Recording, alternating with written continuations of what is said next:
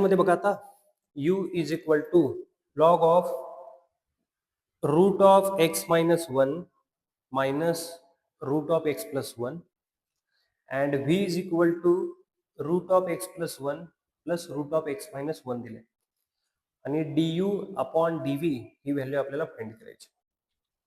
ठीक आहे, कसं करूया बघा आता. जो u दिलाय ना त्याचा derivative with respect to x सोबत आहे, पण राईट साइडला फंक्शन जे दिलेलं आहे ते फंक्शन x मध्ये आहे. पहिला डेरिव्हेटिव्ह फाइंड करूया du बाय dx. अच्छा, तर लॉग आतली व्हॅल्यू चेन रूल प्रमाणे जाणार आहे, कॉम्पोजिट फंक्शन झालं.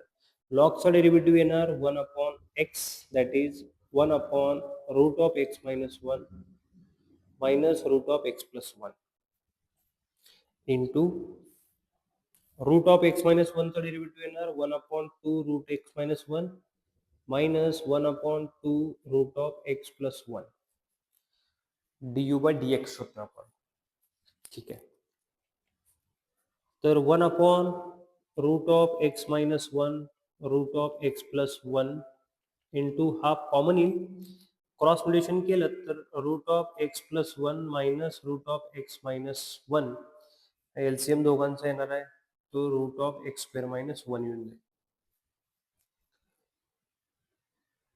तर आता हा जो न्यूमरेटर आहे आणि हा जो डिनॉमिनेटर आहे याच्यामध्ये बघा रूट ऑफ x प्लस 1 पहिल्यांदा आहे, हे रूट ऑफ x प्लस 1 इथं पहिल्यांदा आहे.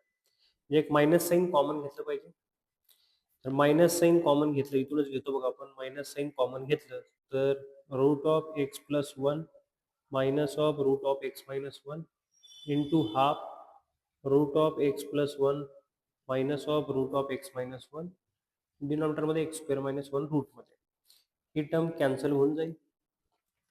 तर minus 1 upon 2 root of x square minus 1 this is the value of du by dx.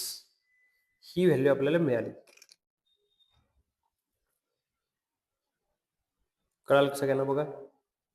Okay, आता dv अपॉन dx फाइंड करूया. dv अपॉन dx फाइंड केला तर 1 upon 2 root of x plus 1 root x plus 1 चा derivative and root of x minus 1 चा derivative 1 upon 2 root x minus 1. याच्यामधून सुद्धा half common येईल 1 by root of x plus 1 plus 1 by root of x minus 1 cross multiplication केलं and जर LCM घेतलं तर हे एवढं राहील. ठीक आहे, ही व्हॅल्यू आपल्याला निघाली बघा dv अपॉन dx. दोन्ही व्हॅल्यू काढल्या. फायनली जे आपल्याला फाइंड करायचं आहे ते du अपॉन dv फाइंड करायचं.